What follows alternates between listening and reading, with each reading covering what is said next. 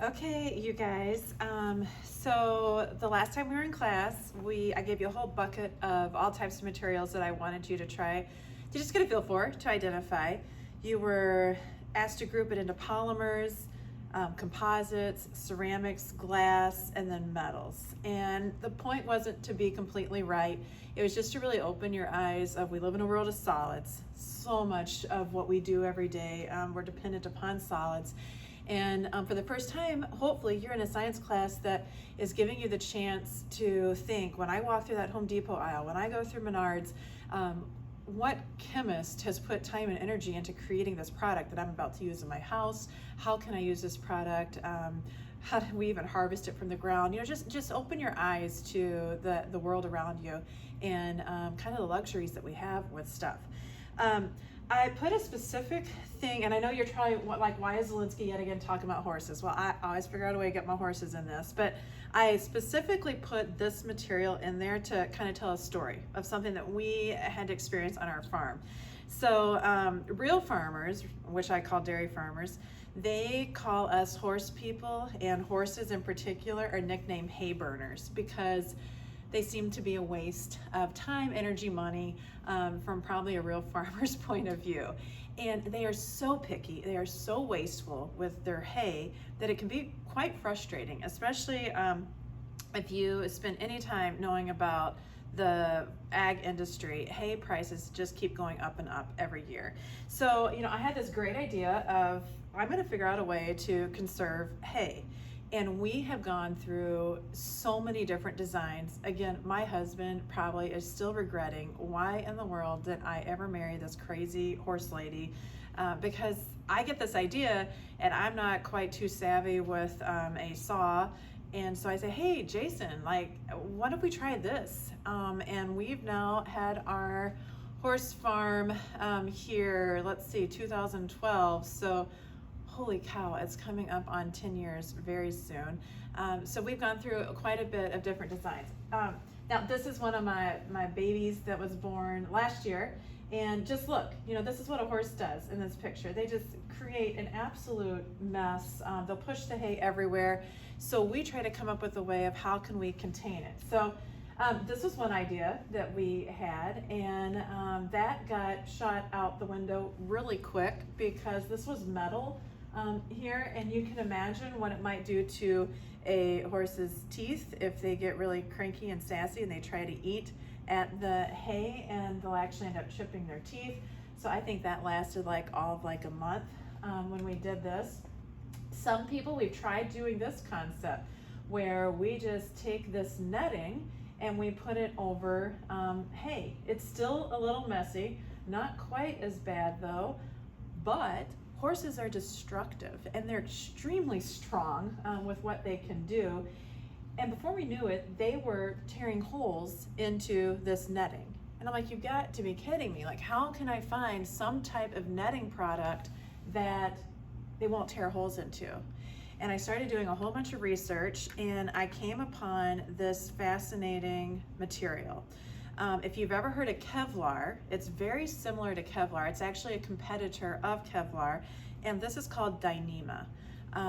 This stuff is made from a polypropylene, so from a plastic, but it's a composite because they actually weave in different grades of steel wire into this.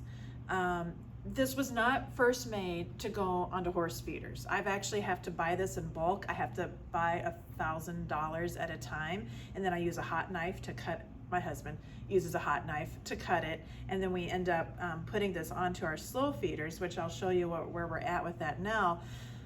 But the problem is they were eating through just plain old nylon material. They will tear through that within a month, which, you know, what's the point then of doing it?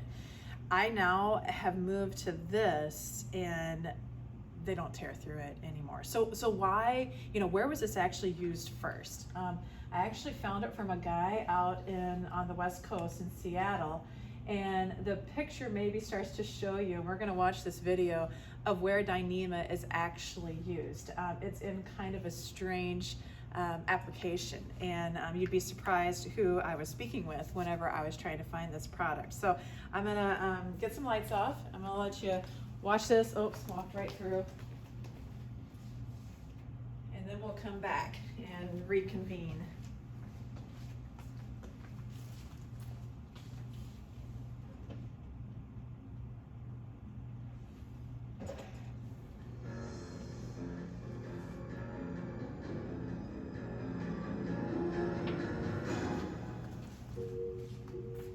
Sharks are found almost everywhere in the oceans of the world, but they are most common in tropical waters. The fact that these waters are home to sharks is what has been preventing the expansion of fish farming into temperate and tropical waters, where a wide variety of fish can be grown. To feed the booming world population in the next 50 years, we will need to produce as much food as has ever been produced in the history of mankind. Fish will be essential to making this goal a reality. The United Nations Food and Agriculture Organization thinks demand for fish will double in the coming years. To meet this demand, we need more sustainable fishing techniques that optimize catch and production, cost less money and fuel, and are kinder overall to the environment. And to make fish farming in open waters possible, we need to make sure that the sharks are kept out of the fishing nets. DSM Dyneema, together with a net manufacturer called Net Systems Incorporated, and the Cape Eleuthera Institute, a nonprofit marine research center in the Bahamas, have developed a shark-resistant netting material. Right now, most aquaculture is done in cold water, which are on the two extremes of the earth. And if you look at it, that's not a whole lot of water. Most of the water on the earth is in warm water. So if we can solve the shark problem, we really open up a lot of the earth's surface to warm water aquaculture, and it appears that's what we're doing. This innovative netting is called Predator X, and it combines high-strength Dyneema polyethylene fibers and stainless steel wire. The Dyneema fiber has a very high breaking strength, and the steel wire provides some cut-resistant qualities, and putting the two together makes a really strong and cut-resistant net. Field tests at the Cape Eleuthera Institute indicated that the netting is resistant to bites, even from large bull sharks. The relationship between DSM Dyneema, Net Systems, and the Cape Eleuthera Institute is really a unique story. DSM has brought a lot of technical expertise, Net Systems has brought net making expertise, and the Cape Eleuthera Institute has brought some aquaculture and shark expertise. And all three working together, we came up with a really, really great product. This new Dyneema-based Predator X netting is a fine example of how DSM helps solve the global food challenge in sustainable ways.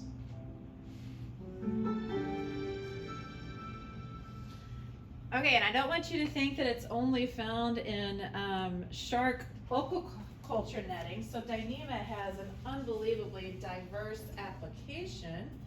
So I want you to watch this video and see where else we find it.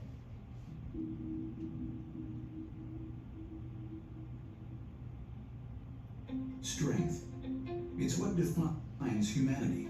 It lets us overcome any challenge, solve any problem, no matter how daunting or insurmountable it may seem.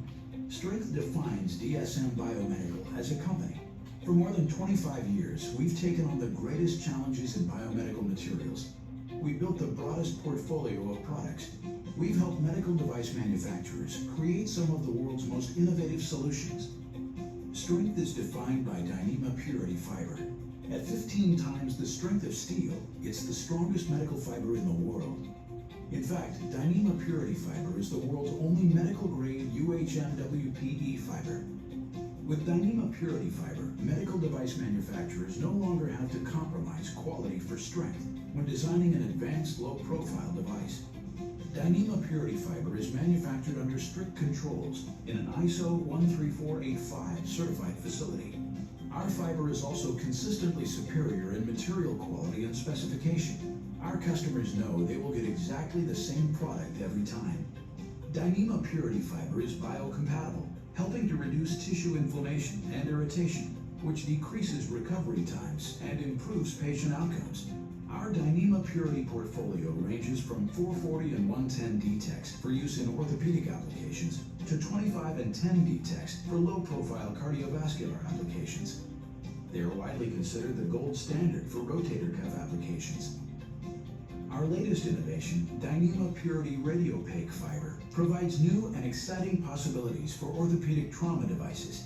The radiopaque agent helps surgeons imaging implants with X-rays during and after surgical interventions. Dyneema Purity membranes can be used to create a laminated structure in the design of devices such as stent grafts. Its porosity allows the membrane to accept coatings and drugs. The membrane can also be combined with other materials such as nylon, PET, TPU, and UHMWPE fibers, such as DSM's Dyneema Purity Fiber itself. At 10D-Tex, it's the world's thinnest medical fiber for use in the design of cardiovascular applications, enabling incredibly strong, low-profile devices for use in difficult anatomy, like small blood vessels. Working with our partners, we've demonstrated this fiber can be used in the design of a next-generation heart valve.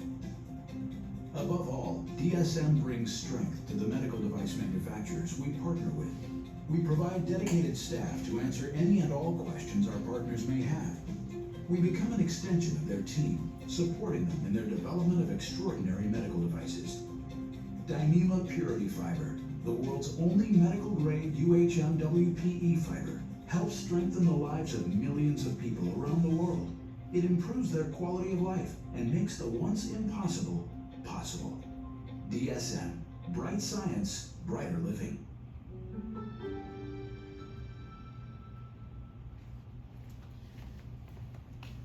Okay, give me just a second to zoom back out, if it lets me. Why is it not letting me?